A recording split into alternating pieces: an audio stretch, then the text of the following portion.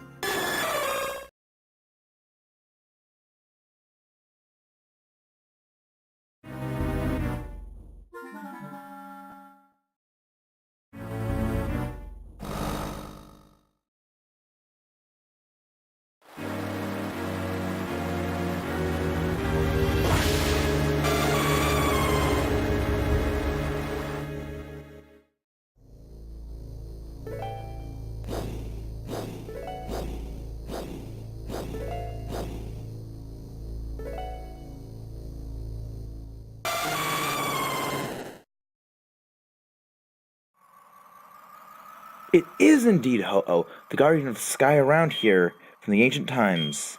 So many have tried and tried, only to fail. Maxis, your heart and the clear bell are in harmony, have finally made it appear.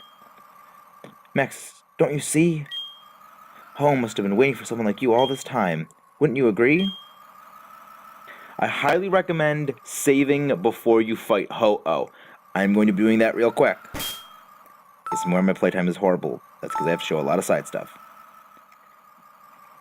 Now, Ho-Oh is, in my opinion at least, the easier of the two, and not just because my team setup is a little better equipped to deal with it.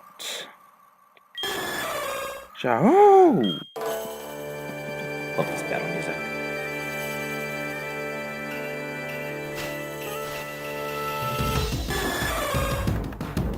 Wild Ho-Oh appeared. Firestorm, you're on. Ho-Oh, the Rainbow Pokemon. Dual Fire Flying type legendary. Pressure as its ability. This is a somewhat of a throwaway ability in legendaries most of the time. It helps in some cases on Ho-Oh because it does have a good bit of bulk. Its special defense is incredibly high. Thankfully right there, Ho-Oh used Sacred Fire on me. It's its signature move, a physical fire type attack with 100 base power and 95% accuracy, 50% chance to burn. Thankfully, because I'm a fire type, I am immune to burns. Its other moves are extra sensory, as it's using right now. Sunny Day and Fire Blast. Its stats are quite odd. It's very much a physical powerhouse, but it also has a very sizable special defense. Its special attack also isn't terrible, and while its move pool is very much special oriented, it can still do a lot of damage with that moveset. Its physical defense is somewhat low compared to all of its other stats, as is its speed, but this is definitely one Pokemon that you do not want to mess around with when fighting. Its double weakness to rock is quite exploitable, and I'm not going to be using it right now, because a rock slide from Godzilla likely would one-shot it. I'm going to paralyze it, and it's going for Sunny Day. That scares me. On the one hand, it's wasting a turn, but on the other, that is going to boost its fire-type attacks. Thankfully, I've paralyzed it, so it should be a bit easier to catch. So when it's strong, I might want to switch into Godzilla to absorb some hits, because it's going to resist it. Actually, no. I want to switch it to Flood right now. Flood double resists those fire type attacks. Also has a bit more physical bulk. Paralyzed, cannot move. That's good. Sunlight is strong with this one. Twister. So, Ho-Oh might not be as bulky as a certain other legendary flying type, but it does pack a much more sizable punch. It has great resistances with its type combination, in addition to some pretty bad weaknesses to rock. Those only other weaknesses are electric and water. Most of those moves are special, so its massive special defense really doesn't provide much of a problem. And the ability to near reliably burn opponents, of course I get burned, just as mentioned, burn. Sacred Fire reliably will burn opponents 50% of the time. That cuts their attack in half, thus making up for its somewhat low physical attack. So, Ho essentially has double physical defense while you're burned. It's quite terrifying to imagine the sheer stats this Pokemon has. Hopefully I don't have a difficult time that just takes 10 freaking hours to catch. I remember there was one time I actually caught Ho-Oh quite easily. It wasn't the most painless catch ever, but it definitely wasn't terrible. We go for a Dusk Ball, because I believe, we are in nighttime, that's why I waited for nighttime, but I also believe we are in technically a cave area, so I'd still get the booster anyway. Let's go for Extra Sensory again. Like with all legendaries, I do recommend you save in front of it just because you might lose or it might knock you out. Well, I see that both are the same thing. You might accidentally knock it out. I believe this is past the generation where if you knock out a legendary Pokemon, beating the game again will have that legendary come back. We haven't gotten to the point where we can beat the game yet, so if you accidentally KO Ho-Oh, I believe this is your only shot for this part. You'll have to be playing a bit longer to get the ability to get it again. I do not want to send in Megalon. Megalon will get utterly obliterated by Extrasensory, Fire Blast, or Sacred Fire. Hopefully I can stall out the battle as long as I can to just get those timer balls up in their effectiveness. Their effectiveness works by a time modifier, so basically after a certain number of turns, its modifier goes from times 2 to times 3 to times 4 at the maximum, with additional modifier that is something like 0.2 times number of total turns, or no, it's like plus 0.2 times number of turns, or 0.3 times, it's some very weird, complicated calculation involving number of turns, some decimal value, plus some other value, and then like divided by 10. Like, it's very weird, but it makes the timer balls so powerful. It's why I've gotten so many of them and sank so much money at the Goldenrod lottery. Unfortunately, you cannot get timer balls from any normal Pokemart, so you have to go through the Golden Department Store. And wow, that did a lot of damage, that Extrasensory. If I were a Tyranitar, you would be so screwed right now, because I could just be completely immune to your Extrasensory, and come on. Yes! Got it! Also, Ho-Oh holds the Sacred Ash 100% of the time. This is an item that will fully restore the HP and PP of all Pokemon in your party. Ho-Oh, the Rainbow Pokemon. Legends claim this Pokemon flies the world's skies continuously on its magnificent 7-colored wings. I mean, no offense, Ho-Oh, I think your wings are magnificent and beautiful and everything, but I only really count 3 colors. I mean, the gold on your tail, on your head, and then like the red on your top part of your wings, and the green underlying feathers. But you got some colors? Okay. No, I'm not gonna name Ho-Oh. And, well, that was not as hard of a time catching it as I thought. I've had times where I just go forever without catching it, and I'm surprised I caught it that quickly, actually. Let's see what Zuki says. You have not only managed to make Ho-Oh appear, but you've also caught it. You are so wonderful, there's nothing more for us to say. Go, take good care of yourself in your journey. That is indeed Lugia, the guardian of these islands, from ancient times. So many have tried again and again, only to fail. Chris, your heart, in complete harmony with the tidal bell, has finally allowed it to appear. Chris, don't you see? Lugia, it must have been waiting for someone like you all this time. Wouldn't you agree? And now, we step forward to face the beast of the sea, Lugia. I have gone ahead and saved already. I highly recommend you do the same. Lugia is very difficult to fight, and there is no shame in saving in front of it to shut the game off and turn it back on if you fail. It's better than having to climb all the way back down here over and over and over again. But with that all finished, the water is a deep blue color. Would we like to surf? Yes. I'm gonna start you. Bring us to the beast of the sea.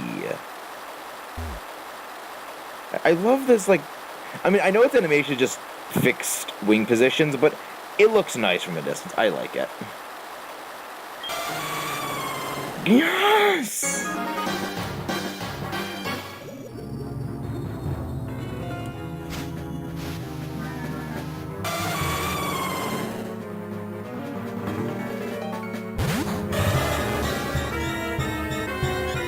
Wow, Lugia is exerting its pressure with his awesome music in the background to set the tone. Lugia, the diving Pokemon. Dual flying psychic legendary Pokemon. Pressure as an ability. Normally, this is an ability that is a bit of a throwaway one when it comes to legendaries. But in the case of Lugia, it makes it all the more defensive and difficult to deal with. Massive natural bulk. Pressure allows it to wear down opponents' PP even faster than normal, so it can tank exceedingly well. By burning through your PP, your best moves tend to have very few PP, and wait, what? How did I deal that much damage with that quickly? Okay, that went faster than I expected. I did not know Screech did that much to lower its defense. Wow. Okay, well, it's time to just start chucking Pokeballs, because that did a lot more than I expected. Back to Lugia. Even with Screech doing that, even with Screech pretty much cutting his defense, what? First Pokeball! I was actually legitimately terrified of this fight because of how difficult Lugia has been in the past for me, and I just caught it on my first Pokeball after doing one attack. Way to go, $50,000 I sank into the lottery to get those 30-plus timer balls? I didn't need any, I just needed one freaking Dusk Ball. Lugia the diving Pokemon. It is said to be the guardian of the seas. It's rumored to have been seen on the night of a storm. So... oh, that's hilarious. I did not expect the battle to go that fast. Let's play Curse. Whenever something's super hard, it's super easy. And when something's the other way around, it's the other way around. I'm not gonna nickname this Lugia. I can't bring myself to do that after this encounter. So Lugia, on offense, I can't just get over that. I have to count down the smiling and everything. On offense, Lugia isn't the most imposing. Base 90 in both physical and special. It can do well as a mixed attacker, but holy Arceus! Who the heck decided a Pokemon this tanky should be this fast? 110 base speed. That is on par with Espeon and Gengar, both of which are glass cannons. Their whole thing is speed, and this thing is meant to be a wall. For moves, right now, Lugia only has access to Extra Sensory, Rain Dance, Hydro Pump, and its signature move Aeroblast in this fight. You can use Rain Dance against it if you have Thunder, and I highly recommend an Ampharos for this fight, as it will set up Rain Dance for you most likely, and Thunder is 100% accurate in the rain. Its massive special bulk will let you deal repeated hits from this, but you probably won't knock it out just because, well, Lugia is a special defense tank more than a physical defense tank, and Ampharos really isn't the most special offense-oriented Pokemon out there. But rounding out its moveset is Hydro Pump and its signature move Aeroblast, a special flying 100% base power, 95% accurate move. with a high critical hit chance. For most teams, Lugia is imposing, unless you're me and you just catch it on the first ball. Okay, but in all seriousness, I would recommend bringing Pokemon specifically to counter Lugia with paralysis. You need to take that speed out very quickly because extrasensory can cause flinches. When you're dealing with a defensive tank, or even any kind of tank at all, you need to get in as many hits as you can, and flinch makes Lugia even more difficult to deal with. Well, now that that bio's done, it kind of bothers me that we caught Lugia that fast, because there were a few things I wanted to talk about it. One is, it's a psychic type, but yet it is very clearly related to the water. Its entire base is based on likely a plesiosaur physically. It very much resembles a plesiosaur with a long neck and overall body shape, and it lives in the water. In the anime and even in the card game, it is depicted as, in the TCG, it's actually depicted as a water-type Pokemon, and in the anime, in the games themselves, it is always depicted as living on or even underwater. It's known as the Beast of the Sea for a reason, and its psychic typing has always just been strange in that it's a water type in terms of everything else. It learns a huge number, well, it doesn't learn a huge number of water moves, but it learns a good number of water type moves. It's also based on Ryujin, which is a Japanese god of the sea, which is also a dragon that lives at the bottom of the ocean. It does look vaguely like a dragon. I mean, we have various Pokemon that are dragons that don't look like dragons, but you can sort of see how they could be interpreted as dragons. So, Psychic is really low on the list of types I would suggest Lugia would be. I'd first think it's water flying, because that makes a lot of sense. It makes a heck of a lot more sense to be a water flying type than freaking Gyarados. I'd also say, flying dragon, which makes sense, because it's water dragon, but water psychic just doesn't make sense. Yes, it has telepathy and mental powers, of course, because it's a legendary, but pretty much what legendary doesn't have mental powers because they're legendaries. I mean, Ho-Oh also has extrasensory. But enough of that little side tangent. Let's head back to Zuki and tell her about what happened. I mean, even though she probably saw it. You've not only made Lugia appear, but you also caught it. You are so wonderful. There is nothing more for us to say. Take good care of yourself in your journey. So, I say we talk to each of them. You've done a great job. Say hello to Professor Elm for us. They each all have different things to say. Oh, no, they all have identical things to say, and I'm just gonna, because OCD bothers me, I am just going to... Repels effect wore off, tension break. I'm just gonna make it all, like this. There we go. So, well, with that done, I say nothing less for us to do but have Chrome Dome tunnel us out of here. Well, now that we've done that, I think it's time we just use Megalon's dig and get us out of here. It wasn't a painful battle. I'm glad Megalon didn't have to go fight, because Megalon would just get utterly one-shot any of those moves, and I was just like drilling through the wood. Oh wow, it brings us all the way back here. Well, that was a lot faster than I expected, and the repulse effect wore off. So, now that we've caught Ho-Oh, there's really nothing left for us to do aside from, well, make our journey back to New Bark Town and continue on to Pokemon League, which we don't really know where it is yet. Actually, Claire told us where it is. It's in New Bark Town. We have to head to a Route 27, which, I don't know about you, but I don't see anything that's Route 27 around New Bark Town. The only thing is this place, but I'll talk about that later. Callion, time to fly us away. I could just go get Ho-Oh and teach it fly and make it our flying type, and make it our flying Pokemon from now on, but nah, Callion's been doing it great, and soon, Callion, you're not going to be a Togetic any longer. Soon, you're going to spread those wings and fly in a much more majestic way. So, I say we go see our mother, just for something, because we are going to be heading out, and I think that we might want to just see her, see if she has anything new to say. Hi, welcome home. You're doing fine, I see. Kept your room nice, tidy, and clean, or is this about your money? Oh yeah, so you can withdraw and deposit money from your mother. Okay. Nope. Just do what you can. Alright, this isn't the Pokemon generations where your mother actually restores your Pokemon's PP and HP, and also, you don't restore it in your bed either. Because, oh yeah, right, Professor Elm has the healing machine. So, really nothing else for us to do here aside from maybe go see the professor about what happened. I'm a bit amazed that we actually caught Ho-Oh that quickly. Sorry, the stolen Pokemon, I wonder how it's doing. They see a Pokemon raised by a bad person turns bad itself. That's not good. Hey, the Pokeball's missing in here. There are no valuable Pokemon left. Wonder if Professor Aurum getting the last one too. Maybe a trainer in another universe got it.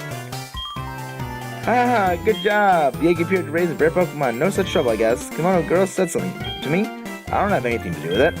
You made up your wild mind and went through on your delusions. Have you achieved such a thing? You should be able to take on the Pokemon League now. You should head for the Indigo Plateau. You know how to get there. Follow Route 27 to reach Route 26, and once you get there, head straight north. Okay, we still don't know where any Route 27 is. Okay, I've been a bit lying about where Route 26 is, or 27 is. It's over here. Yes, I kind of was playing a little dumb, but no, it is over here. Just head this way, and Route 27. And we got a new Pokemon battle. And a Tentacool, of course. So, coming up, there's going to be not really a gauntlet of trainers for us to fight, but just a lot of stuff for us to do coming up. Mostly, hey! Did you know what you just did? You take your first step into Kanto. Check your Pokegear map and see. Yes, we have reached a strange new land, a land called Kanto. Yes, this is how we're going to be getting to the Indigo Plateau. We're going to be heading into a new region. We don't have the rest of Kanto to explore right now. Maybe that comes later. But Victory Road, and then the Indigo Plateau. Don't worry about this Route 28. Don't get your hopes up. You're not going to see this for a long time. So, we have a long ways ahead of us. Also, a little dungeon up ahead. The Tojo Falls. The Tojo Waterfall that links the Kanto and Johto regions. Well, it more or so would be a link between the Kanto and the Johto regions if it was right here, because we have already crossed the boundary. And here is the Tojo Falls. Which is Kanto and Johto. I already went over that. You're going to need HM Waterfall for this, as well as Surf to get here. I like the little atmosphere here, but there's a few things I would... That was my voice right there for a second. There's a few things in here I would like to do. Well, actually not a few things. One particular thing. Just, admire that little waterfall. I like that waterfall. If you look closely behind it, you can see something. Might be the Pokeball. Might not be in... Did it? Okay, good. They don't trap you here. Every time I come up here, I always think that, wait, did they trap you because they placed that rock there? And, unsurprisingly, the low-level wild encounters keep coming. Actually, I wonder if you can come here before beating Clay. I wonder if you actually can come here as soon as you beat, Morty and you get the ability to surf. I should test that. I wish I'd done that before. I wish I tried that in SoulSilver before I, marathoned the entire game in, what was it, like a day and a half? See, I blew through that game just because it was just, alright, I gotta catch up to HeartGold. I haven't even beaten Whitney in SoulSilver, and yet I'm already at the part where I have to go fight Ho-Oh. I really gotta just play hardcore. So, if you hop off our Pokemon and come over here, you can walk behind these waterfalls. If you look closely, you can see behind the waterfall and see you and your Pokemon. There's an item over here. Moonstone. Someone might have dropped this. Don't know who. Maybe someone who used Pokemon who evolved from the Moonstone. But, as I hinted at, there is a cave back here. Very strange and unsettling. There's a radio that no longer works. This is a special cave. We won't be coming back here for... Actually, technically we've already visited this cave. Though, you may or may not know. Don't really think there's any special reason to bring Rock Smash here, as the items you can get out of Tojo Falls Rock Smash rocks are no different than any of the other Rock Smash rocks we have access to. But, now that that's done, and we get locked into a Pokemon battle. It's rare to see anyone come here. Are you training on your own? Well, actually, I am training with my Pokemon, not alone. Ace Trainer Megan, and I forgot to heal. Dang. Well, at least we're going up against some semi-competently leveled trainers. I mean, they're only using a Bulbasaur, so it shouldn't be too hard. And wow, that is bad. I really should probably start EV training my Pokemon. We unfortunately don't have access to the berries that I like call them EV reducing berries, not the Pokemon reducing berries, even though I would welcome them that reduces that Pokemon population in the world. Yeah, these are Ivysaur. These are berries that reduce the effort value your Pokemon have accumulated.